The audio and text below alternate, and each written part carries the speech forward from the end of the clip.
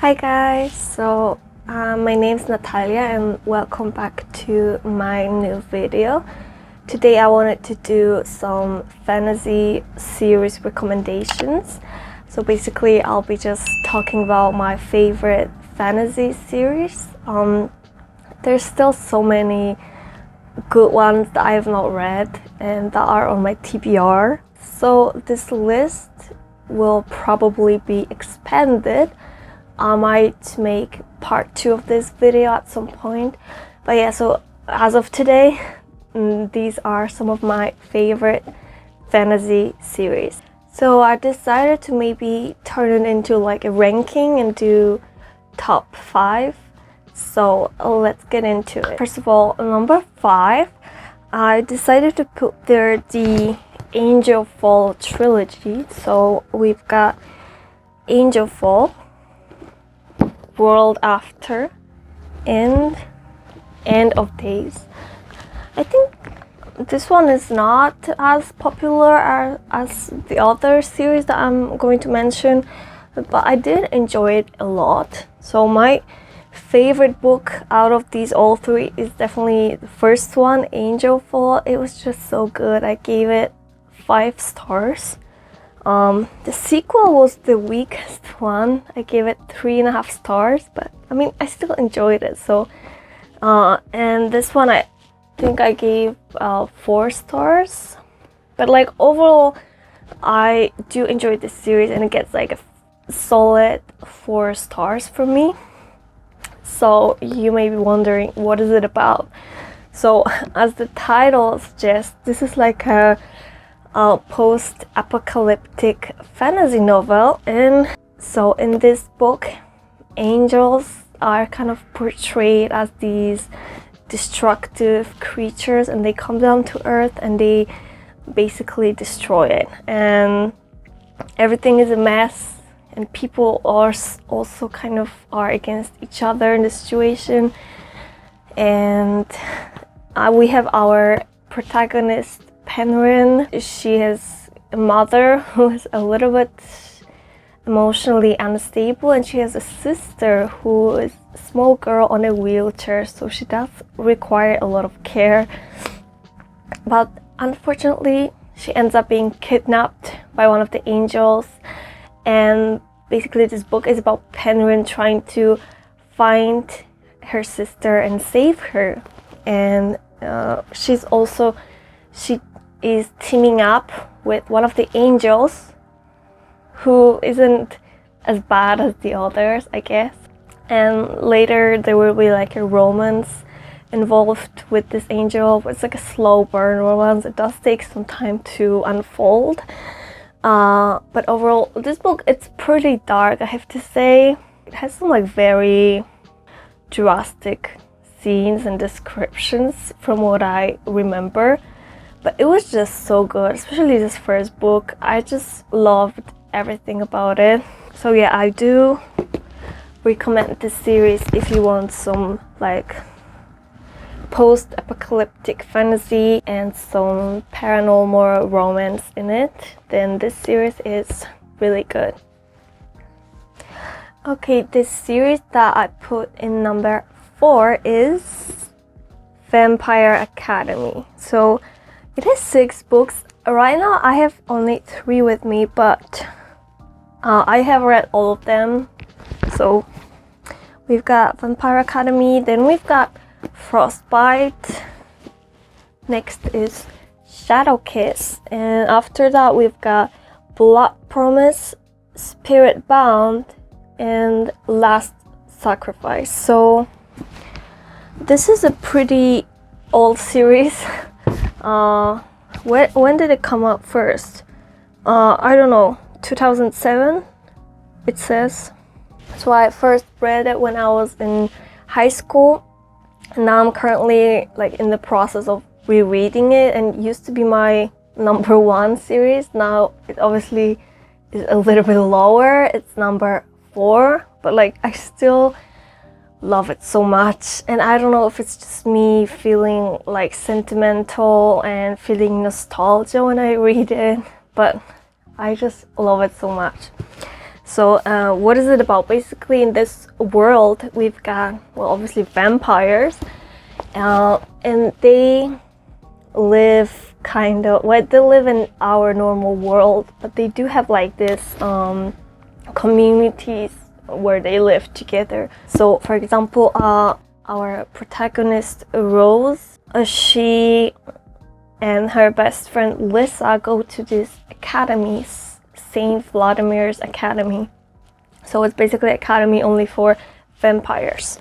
And also it's important to note that there are like 3 types of vampires. The first one is like Moroi, and these vampires are like, they kind of resemble the typical vampires, so they are like very pale, they don't like the sun, they need to drink blood, but there is a twist, so they also have superpowers, and each one of them has specializes in different powers. So it's like water, fire, earth, air, and recently a new type of power has been discovered, spirit, and that is what Lisa specializes in. But like at first they didn't even know that this exists, and it was just, she thought she is not specializing in anything yet.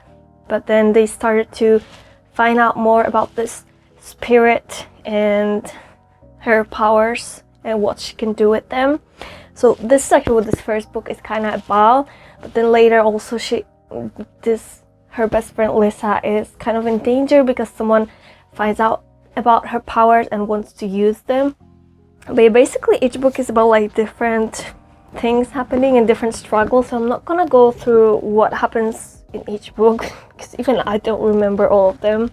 That was the first type of the vampire. The second type are Dampiers, and they are like half human, half vampires, so they don't need to drink blood, they're okay with the sun, so they're more like humans, but they still have like kind of supernatural like strength, like they're very strong and fast, so they are kind of like better at many things than normal humans are. And Dampiers in this world, they usually play the role of guardians of Morois, but now there's also like a debate because some of the Moroi think that they should fight along with Dampiers by using their powers, because so far that has not been the case.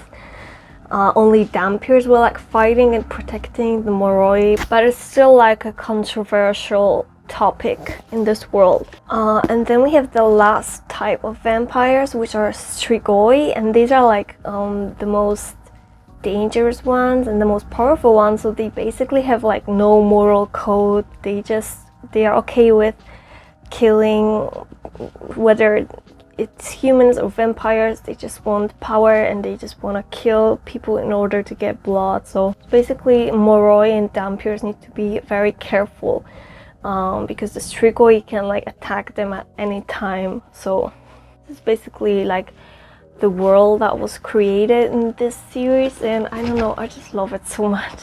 So about the characters, so like I said, we've got Rose and her best friend Lisa, and I have to say I love their friendship. Like I wish I could have such a friendship. It's like they are always there for each other and they just love each other like sisters, which is really cute. We do have a bit of romance as well, and also there is an age gap romance, so I'm just putting out there in case you do not like that. So yeah, that's basically what this series is about. I don't know, I just love it so much. So the next series that I want to recommend is the Caraval trilogy. So in this trilogy we have Caraval, Legendary, and Finale. So I finished this series recently and I already missed this world. I love it so much. Like Stephanie's writing, it just transports you into this enchanting, magical world, and it's just so beautiful and amazing. Okay, so what is this series about?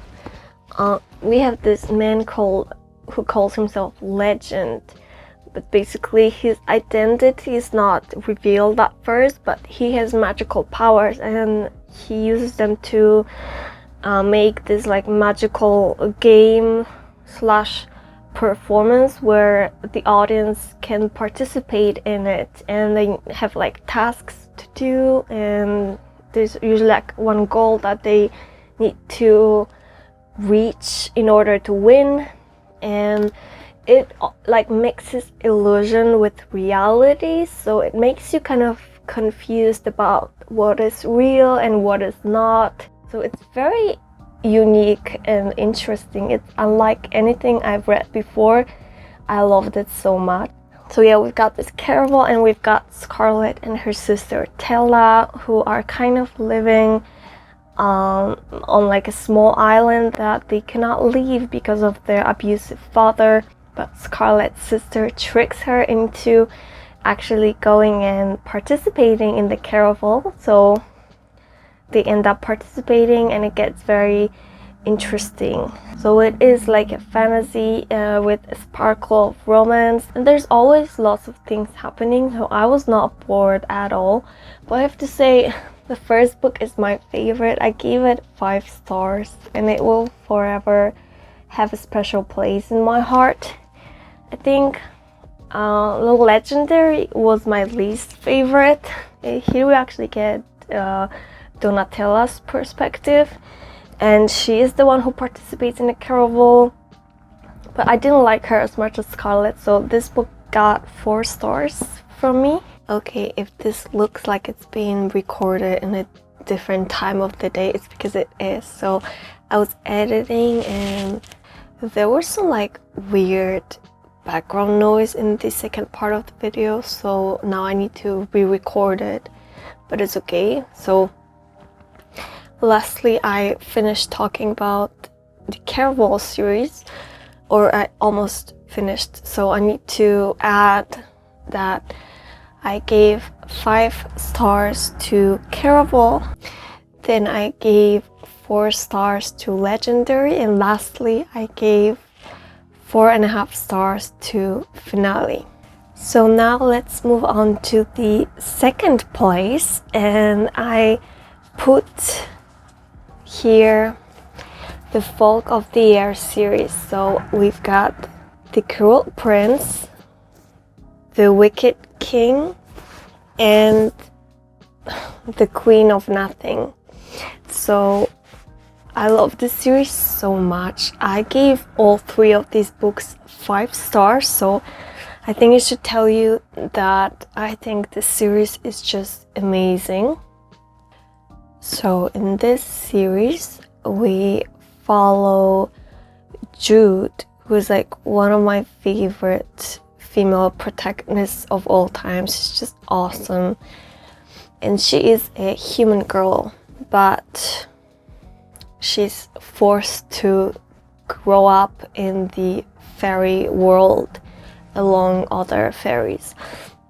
So because she's human, they discriminate against her a lot and they think of her as weak and all of that, especially Carden, who is a prince, and well, yeah, they hate each other a lot at first. It is an enemies to lovers trope, but I feel like it's done very well. So at first you really can feel how much they hate each other.